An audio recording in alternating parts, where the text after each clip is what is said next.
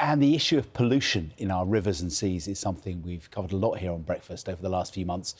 And today we're talking about its impact on surfers, swimmers and rowers. Yes, and now the governing bodies of 7 water-based sports are uniting to demand action from the government. And John is at a rowing club to explain more. It looks glorious there, John, but what's it like for the people who want to kind of use the morning and this glorious day to have some exercise there on the water? Yes, good morning both.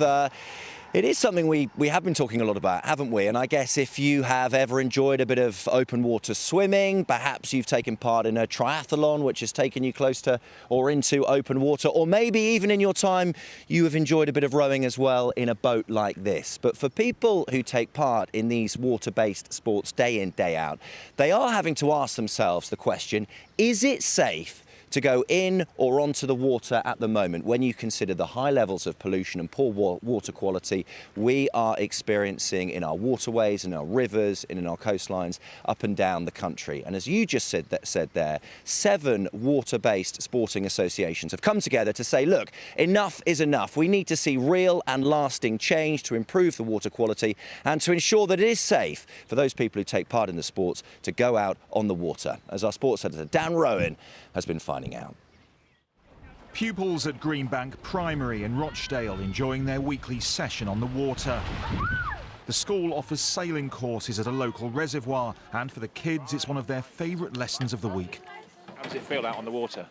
Well, sometimes when it's windy it goes really fast, so you get a bit scared, but other than that it's quite fun. It's very cool. Is it a good thing to do? Yeah. Definitely. Yeah, because it's still a sport, so you still get exercise. The water quality here at Hollingworth Lake is good, but the same cannot be said elsewhere.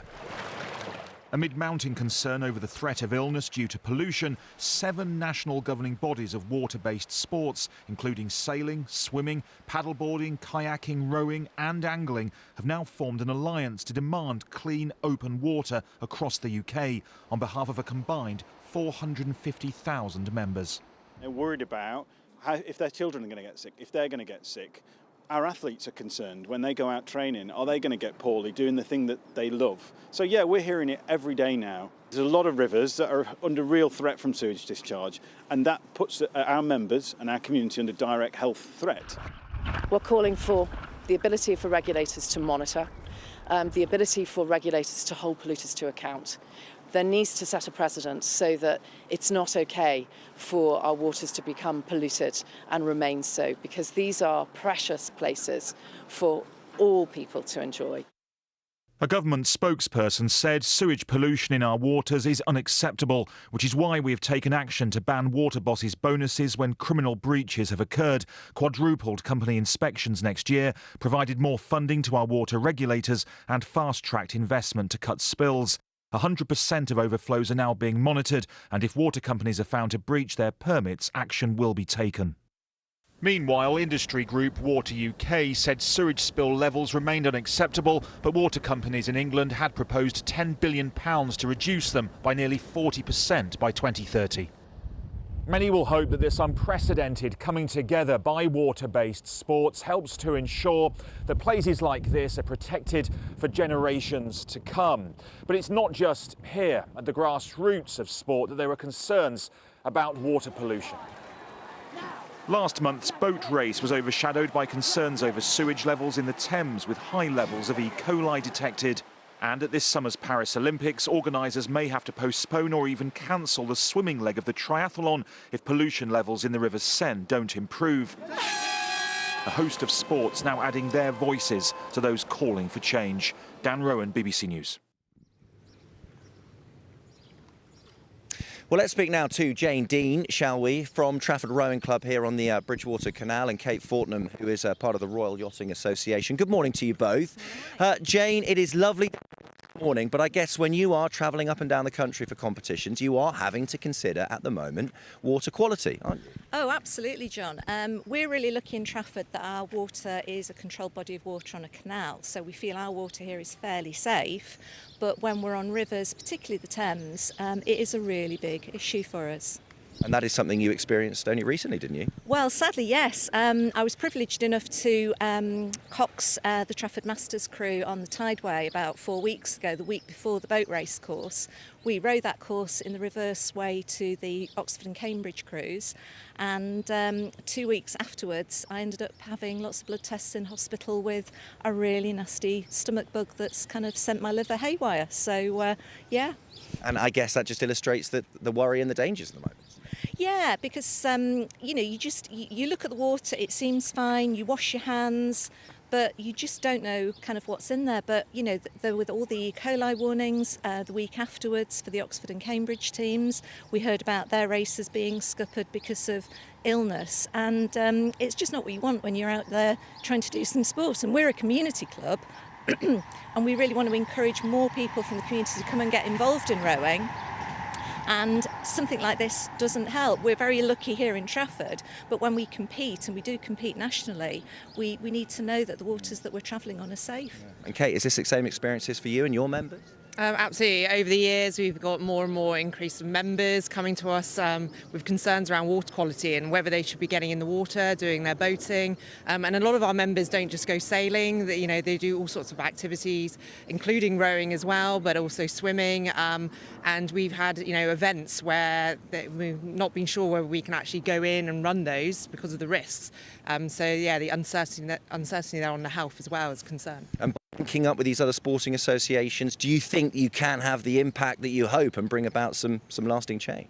Absolutely, and we've been in discussions really for several months now, talking to all the other 7 water sports bodies, but also the so it's a concern across lots of different activities that take part on the water, and coming together, we're hoping that we can get water quality improved sooner by 2030. Looking to try and get more water quality testing done, and if we can do that and have it more accurate, that's going to better inform our members, but the wider community that like getting out on the water to be better informed and do educated decisions really on whether they should go on the water. And finally, really, we want all water sports to be involved in the kind of discussion. Yeah, the policy making, not just sort of the bathing side of it. We're really hoping that we'll be able to achieve more together. Well, it's been fascinating to speak to you both this morning and get your kind of insight into kind of the realities facing people in sporting clubs at the moment. Jay and Kate, many thanks indeed. And I know when it comes to sport, doesn't it, so many of us are so kind of eager to get involved, you want to take part, you just want to get out there. But for anybody involved in a water-based sport, the reality isn't that simple, is it? At the moment, you are having to stop and think, what is the water quality like? Is it safe to go onto the water at the moment? And that is something, I guess, that for many people involved in the sports that they love, it's not a decision that they would have probably expected they'd have to make. John, thank you. It certainly looks beautiful at that spot where you are this morning. We'll be back with you later. Thank you. We're staying outside, actually, because the issue of pollution in our rivers and seas is something we have talked about here on Breakfast, including its impact on surfers, swimmers and rowers. And now the governing bodies of 7 water-based sports are uniting to demand action from the government. And it's not just sunny where Nina is, it's also sunny at the rowing club where John is this morning. Morning. Yes, good morning both. Hello everybody. A beautiful morning here outside Trafford Rowing Club on the banks of the Bridgewater Canal. You can probably see some rowers already out on the water here this morning, some preparing to go out. But for anybody who enjoys water-based activities at the moment, there are real concerns about what is in it, of course, with the pollution and water quality at the moment. And it has prompted several sporting associations to come together to push for lasting change from the government and from the authorities so that they can continue to enjoy these activities out on the water safely. Well, let's have a chat to some people down here this morning. Ben Summers is the junior vice captain at the rowing club here. Ben, is it something that's on your mind at the moment, water quality, when you go out? For everyone here at the club, obviously looking at the colour of the water and some of the stuff we found, there's obvious dangers, but we're lucky that we row on the canal in terms of the rivers, as we've seen come out recently, are a lot worse than this. So even though there are clear risks, we feel, because we're quite a tight-knit community in this club, we have good communication from adults to juniors, so we have good safety and welfare officers in place that give us good guidance, so even if we do have an illness or something, or we fall in, then we have guidance in place to help us. So even with the risk, we feel comfortable enough to row. And is it affecting your enjoyment as well a bit? Not at all. I'm enjoying it more than anything. And for anyone that I would say wants to join rowing but might be scared because of the water quality, I would say Trafford is a really good club to start, because there is stuff in place to help you if you capsize or get ill. Love it. Well, I won't keep you. I'm glad to hear you're enjoying it, Ben, at least. I'll let you get out there as well this morning. And we can speak to Ruth Daniels now, who is the CEO of British Triathlon. Morning, Ruth. Good morning. Beautiful Manchester day. It's always like this here, isn't it? The sun's actually come out for us. Are you at a point where you're noticing some of your athletes and putting on kind of big tournaments and competitions? Are you at a point where you have to think twice about whether or not those can go ahead because of water quality? Well, it's definitely top of mind for people because of all the commentary at the moment. And our athletes compete on a global basis, and World Triathlon require certain water quality when the events are happening. So we feel that we're operating in a safe environment, but it's something that is very much top of mind, and in particular for our members and participants as well. As we know, the Olympics obviously is around the corner. We'll see triathlon being a part of that. What are you hearing from kind of some of your members and some of your elite athletes, for example, about where they have to compete? So our elite athletes are, they want to know that they're swimming in safe, healthy water, and our members are wanting to know that they're swimming in good water that they're not going to be ill or sick from. When we permit events, we have certain water quality that is required that the events have to adhere to. So, but it's top of mind. So we have to make sure that we've got a voice and that we are ensuring that there's a better standard for everybody. And being able to check the water quality immediately. I guess if you want to go out in the water, you want to know it's safe. And sometimes those checks, they don't give you those instant answers, do they? It can take days to get those. Absolutely. Those back. And this is what we're really keen as a coalition to work towards, that we have real-time data that people can rely on rather than having to wait for the results to come back. And you mentioned the Olympics, but one of the real things that have been driven over there is the real-time data. Yeah. And we'd love to see that over here. Great. Thank you very much indeed, Ruth. Thank you. Well, there you go. The sun is out. It's still a beautiful day. And as Ben was saying, he's still enjoying his rowing. But obviously those ongoing concerns in what is a real public health issue at the moment, isn't it? Indeed. John, thank you very much indeed.